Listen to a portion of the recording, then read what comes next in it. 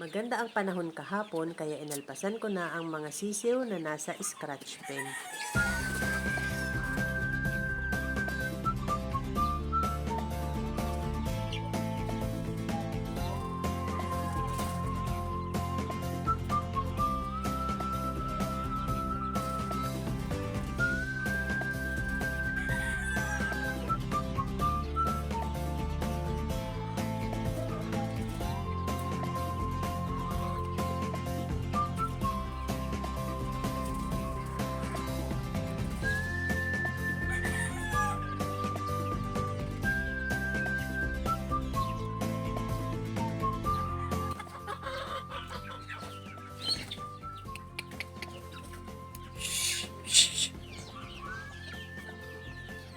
Ayan, yung mga nasa scratch pen pa lang ang inilpasan ko.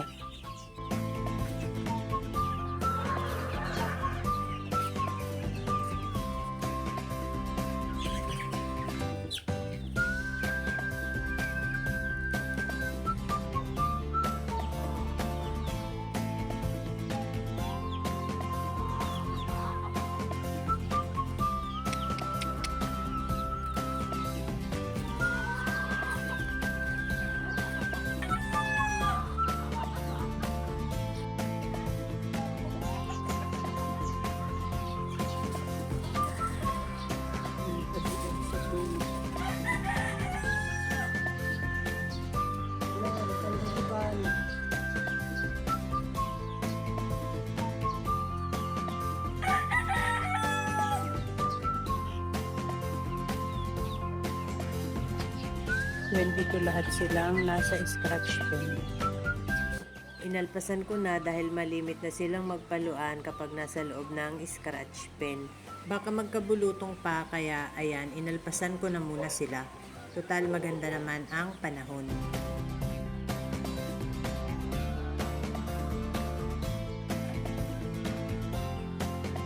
Abang din silang alpasan.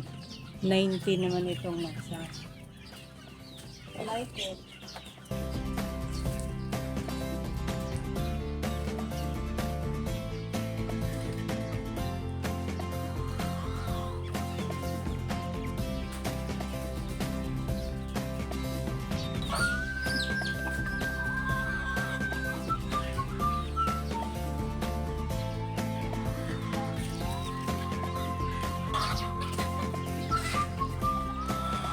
Yan, kagulo na.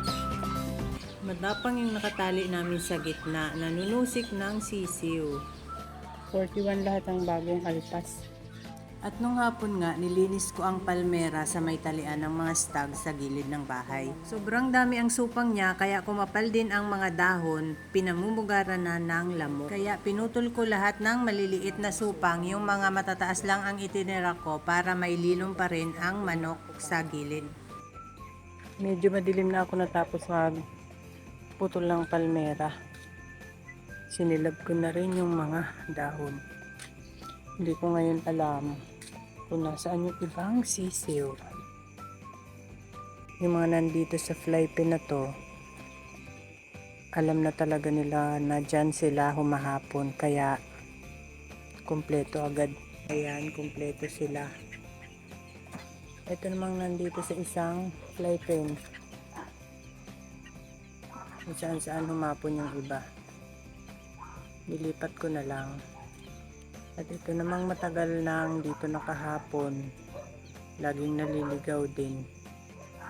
Ayan, nilipat ko yung gold at dito sa kabila pumunta. Itong maliliit, doon ko sa isang sulok nakita, nilipat ko dito sa tangkal. Ito naman, kulang ng isang lalaki. Ito naman, kulang ng isang babae. Inikot ko na lahat. Buti na lang nakita ko ang buntot nito. Nandiyan ka pala. Nandiyan pala sa sulok kayong isa. Oh. Pasaway.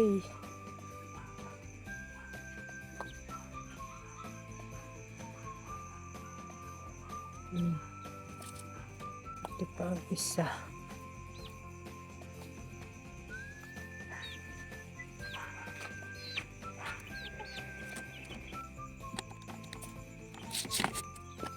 1, 2, 3, 4, 5, 6, 7, 8.